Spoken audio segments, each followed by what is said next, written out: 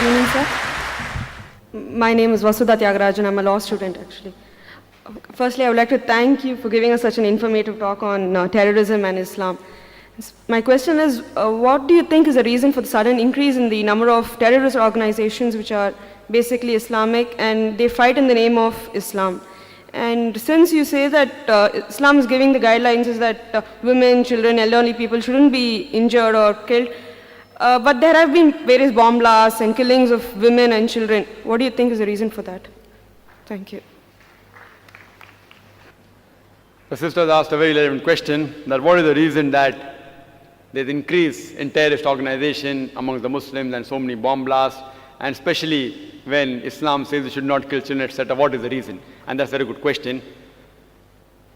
Personally, tell you again that personally I haven't met and interviewed any so-called 100% hardcore terrorist. I haven't met.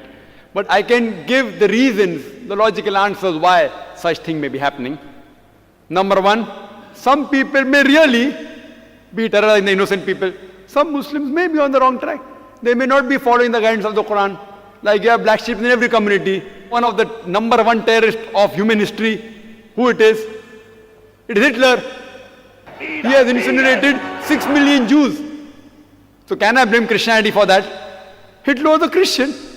So I can't say because Hitler incinerated 6 million Jews, therefore Christianity says that you have to. He alone, if you add up all the terrorist organizations put together, I doubt whether they'll reach 6 million. One individual alone. Again, Mussolini. Mussolini is a Christian.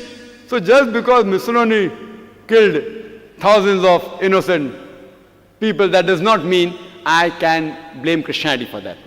So there may be certain black sheep in the community. Black sheep may be calling themselves Muslims and may be in the wrong, maybe.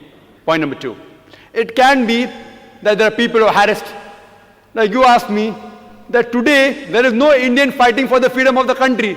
Do you find any Indian fighting for the freedom of the country? No. But 100 years back we had several. So if you ask me, Brother Zakir, why did 100 years back there were many Indians fighting for the freedom? Because the British government ruled India. That's the reason people are fighting for their freedom. Today the British government has gone back, so no one is fighting for the freedom. So maybe these Muslims may actually be harassed. They may be being harassed. And you find this in several parts of the world, in Palestine, etc. That you find that maybe if you go to the history, if you go back to the history and you find that they have really been harassed, and if no one is coming out to help them, they are resorting to whatever means they have. Like the example which is given in the Bible, David and Goliath. The stone was sufficient. So who's to blame? We are to blame. We are to blame that we aren't going to the root cause of the problem. If there's a terrorist organization, we have to go and really find out what is the reason that they have resorted to terrorism. The only way we can solve this problem. Just by killing them, these terrorists, it will not solve the problem. If you kill one, there will be 10 emerging. What we have to do, we have to go and find out what is the reason. Why are you resorting to this method? We have to go back to the root cause. It is like giving the example of Palestine. When Hitler incinerated 6 million Jews, the Jews were kicked out from Germany. And the Palestinians, they said, Ahlan wa sahlan, you are our cousins, come and join us. It is like I tell a stranger that if you have a problem, come and stay in my house. After a few years, he kicks me out of the house. And when I start making a noise outside my house, that see, these people have entered my house, so you call me a terrorist. Am I a terrorist?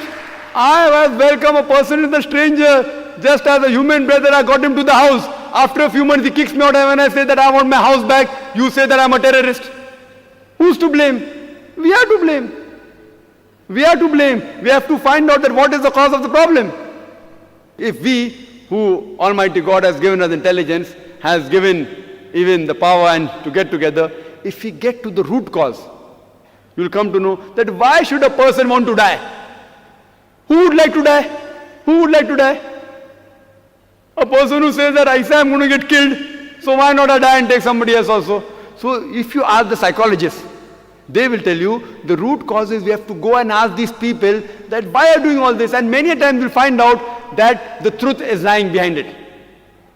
And the truth is that they may be being harassed, and some people may really be terrorists. Some people may be terrorists and the people for money, some people for fame, some people for politics.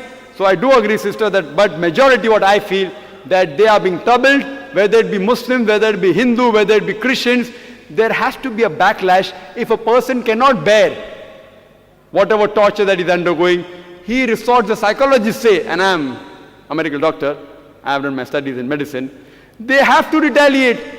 It is human nature. So why should a person who would not like to raise a finger, would like to carry a gun in the hand? Why?